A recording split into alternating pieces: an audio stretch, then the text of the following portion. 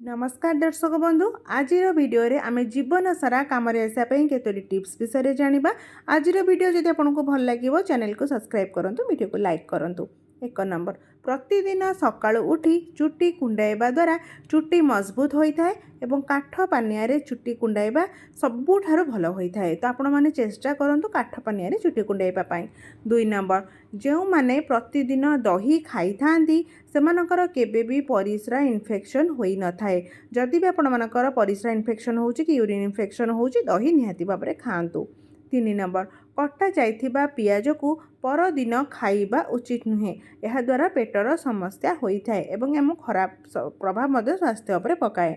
4 number, जो माने गेड़ा बा जो मानकर हाइट कम से माने सकाळु दौड़िबा किंबा साइकेल चलाइबा किंबा घरे थिबा ताजारे प्रतिदिन ओहलिबा द्वारा सेमानकर हाइट जल्दी जल्दी बढ़ी थाए, से माने लेंगा मध्य हुअंती। 5 नंबर, मूलार रस पीवा द्वारा पित्त जमीबा बंद हो जाई थाए एवं मूला मध्य आम पेट को सफा करि थाए, एसिडिटी को कम करि थाए। तो मूला सेवन करंतु। 6 नंबर, प्रतिदिन टिकिया अदा चोबाई खाइबा द्वारा जल्दी रोग होई न थाए।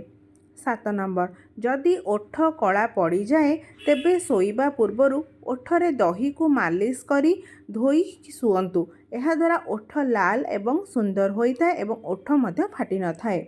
8 नंबर, गुड़ खाइबा द्वारा सुगार होई न थाए। सुगार थिबा लोक माने चीनी बदल में गुड़र व्यवहार मध्य करि परिबे एवं गुड़े प्रचुर मात्रा रे आयरन रही है जहाँकि आम शरीर पर बहुत जरूरी होता है। 9 नंबर, घरे ब्लीच करने दही एवं बेसनर मिश्रण को फेस रे लगाई किछि समय मसाज करंतु। सुखी गला परे ठंडा पानी रे मुह को धोई दियंतु। यह त्वचा पर बहुत लाभदायक अटे। यह सुंदर उपाय किछि भी होई परिबो नाही। 10 नंबर, 2टी बादाम बा आलमंड्स को पेस्ट करी सेथिरे टिके लेंबू रस एवं महू को मिसाई फेस रे लगांतु। सुखीबा पई किछि समय छाड़ी दियंतु। पर नॉर्मल पानी रे मुह को सफा कर दियंतु। यह द्वारा त्वचा नरम एवं सुंदर देखाजिबो एवं दाग चिन्ह व्रण दाग सबु किछि कम हबो। 11 नंबर, लेंबूर चोपा को सुखेई यह को गुंड करी सेथिरे कंचा क्षीर पकेई मुहरे राति रे सोइबा पूर्वरु लगेइबा द्वारा मुह गोरा होता है एवं मुहर समस्त दाग चली जाए, कारण लेंबू रे हमर विटामिन सी एवं साइट्रिक एसिड रही थाए। तो बहुत बढ़िया काम दिए आम स्किन पाई। 12 नंबर, सकाळु खाली पेटरे 2 ग्लास हल्का गरम पानी चाहा परी सिप सिप पीवा द्वारा शरीर खराब चर्बी कम हो जहाद्वारा पतला हेबारे आपण मानकु एटा बहुत सहाय्य करिवो। आपण माने पानी सहित अल्प टिके गरम पानी और लेंबू मध्य नहीं पारिबे। 13 नंबर, 2 पहर रे खाइबा परे टिके आराम करिबा आवश्यक। यह द्वारा शरीर को आराम मिली थाए, शरीर को शक्ति मध्य मिली थाए।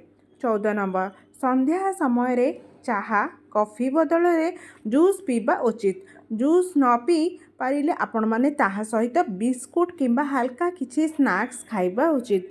खाली चाहा पियंतु नहीं, यह शरीर को अधिक क्षति पहुंचाई थाए। 15 नंबर, चुट्टी रे चाउलर पेज बा भातर पेज लगाइबा द्वारा चुट्टी रे चमक आसी थाए एवं चुट्टी झड़ीबा कम हो जाई थाए। एटा ट्रायल आउ टेस्टेड मेथड करिकि देखंतु, बहुत भल काम रे आसीबो। जदि आपनकर चुट्टी झड़ुथबो बिल्कुल भी आउ झड़ीबो नाही। 16 नंबर, शरीरर थकापण बा दुर्बलता को दूर करने को क्षीर रे सागु पकाई पियंतु किंबा सागु खीरी करी खाआंतु, देखिबा आपनको बहुत शक्ति मिलिबो। 17 नंबर, जो माने क्षीर पीवा को पसंद करि न थांती से माने निश्चय सोयाबीन एवं पत्र कोबी निश्चय खाइबा उचित। यह द्वारा हाड़ मजबूत रही है एवं स्किन रे झुरिया पड़िथिले ठीक हो जाय थाए। तो दर्शक बंधु, वीडियो टी आपण माने को जगार देखुचंती निहाती कमेंट माध्यम रे जणातु, जेमति कि आपण मानको धन्यवाद जणाई परिबी। नंबर, प्रतिदिन सेव खाइबा द्वारा शरीर रे रक्त तैयारी होई थाए एवं रक्तहीनता देखा देई न थाए। तो गोटे सेव प्रतिदिन खाइले हमको मेडिकल भी जीवा पड़ो ना। 19 नंबर, शाढ़ी ड्रेस इत्यादि पोशाकर दाग सहजरे छड़ाइवाई लेंबूर व्यवहार करंतु। यह द्वारा कपड़ा जल्दी खराब हो न थाए, सहजरे सबु दाग छाड़ी जाई थाए। 20 नंबर, ऋतु परिवर्तन हिसाब से घरे ठाकुर फोटो किंबा मूर्ति को वास्तु अनुसार बदलाइबा उचित। 21 नंबर, दांत को लुण एवं लेंबू ଅଳ୍ପ ସୋରିଷ ତେଲ ନେଇ ଘଷିଲେ ଦାନ୍ତ ସଫା ଏବଂ ଧଳା ହୋଇଯାଇଥାଏ।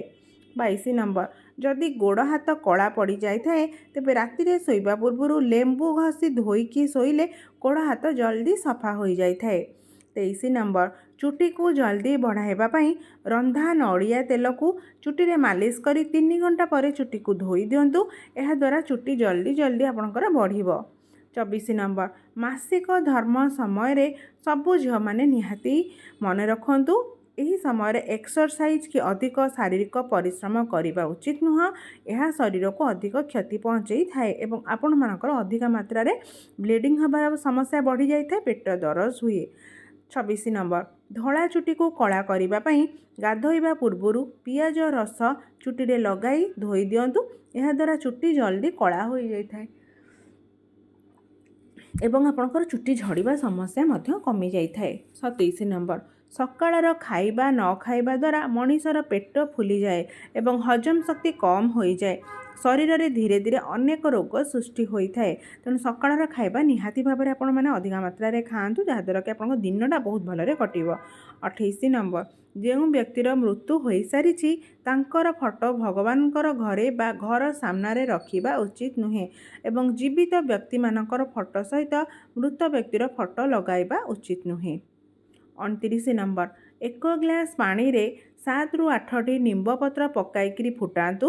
ଏହାକୁ ଛାଣି ଏକ ବାଲ୍ଟି ପାଣିରେ ମିଶାଇ ଗାଧୋଇବା ଦ୍ୱାରା ସ୍କିନ୍ର ଇନଫେକ୍ସନ୍ ଜନିତ ସମସ୍ୟା ଦୂର ହୋଇଯାଇଥାଏ। ଯଦି ଆପଣଙ୍କର ସ୍କିନ୍ ଇନଫେକ୍ସନ୍ ହେଉଛି ବା ମୁହଁରେ ବ୍ରଣ ବାହାରୁଛି ତାହେଲେ ଏହି ଛୋଟିଆ ଉପାୟ କରନ୍ତୁ, ଲିମ୍ବ ପତ୍ରକୁ ଲଗାନ୍ତୁ, ଦେଖିବେ ବ୍ରଣ ସମସ୍ୟା ବି କମ୍ ହେବ, ସ୍କିନ୍ ଇନଫେକ୍ସନ୍ ବି କମ୍ ହେବ। 30 ନମ୍ବର, ମସ୍ତିଷ୍କରେ ଏମିତି କିଛି ଅଂଶ ରହିଛି ଯାହାକି ବନ୍ଦ ରହିଥାଏ। ଯଦି ଅଧିକରୁ ଅଧିକ ଜ୍ଞାନ ଆହରଣ କରାଯାଏ କିମ୍ବା ଅଧିକ ନୂତନ ଶିକ୍ଷା କରିବା ଦ୍ୱାରା ବନ୍ଦ ପଡ଼ିଥିବା ସେହି ଅଂଶ ଖୋଲିଯାଏ। ତେଣୁ ଯେତେ ବି ଆପଣମାନେ ସବୁ ନୂଆ ଶିକ୍ଷା ଶିଖିବେ ମସ୍ତିଷ୍କ ସେତେ ପ୍ରଖର ହୋଇଥାଏ। ତେଣୁ ଆପଣମାନେ ନୂଆ ଜିନିଷ, କ୍ରିଏଟିଭ୍ ଜିନିଷ ଶିଖିବା ପାଇଁ ସଦାବେଳେ ଚେଷ୍ଟା କରନ୍ତୁ, ଯାହାଦ୍ୱାରା କି ଆପଣଙ୍କ ମସ୍ତିଷ୍କ ବି ସୁସ୍ଥ ରହିବ ଏବଂ ବହୁତ ଭଲ କାମରେ ମଧ୍ୟ ଆମର ଆସିବ। 31 ନମ୍ବର, ପ୍ରତିଦିନ ସକାଳୁ ଯଦି ଗାଜର ଖାଇବେ ତେବେ ଏହା କମ୍ ବୟସ ଦେଖାଯିବା ପାଇଁ ଉପଯୋଗୀ ଅଟେ ଏବଂ ଆପଣଙ୍କର ଗାଜର ଖାଇବା ଦ୍ୱାରା ମଧ୍ୟ ଭିଟାମିନ୍ ଏ ର କମି ବି ପୁରା ହୋଇଥାଏ ଆଉ ମୁହଁ ଆମର ଗୋରା ସୁନ୍ଦର ଦେଖାଯାଏ, ବ୍ଲଡ଼ର କମି ବି ପୁରା ହୋଇଥାଏ। ତ ଗାଜର ନିହାତି ଭାବରେ ଆପଣମାନେ ସେବନ କରନ୍ତୁ। 32 ନମ୍ବର, ଯେଉଁ ଲୋକମାନଙ୍କର ବ୍ଲଡ଼ ପ୍ରେସର କମ୍ ହୋଇଥାଏ ସେମାନେ ନିଶ୍ଚୟ ଖଜୁରୀ ଖାଇବା ଉଚିତ। ଆପଣମାନେ ଭିଡ଼ିଓଟିକୁ କେଉଁ ଜାଗାରୁ ଦେଖୁଛନ୍ତି କମେଣ୍ଟରେ ନିହାତି ଜଣାଇବେ।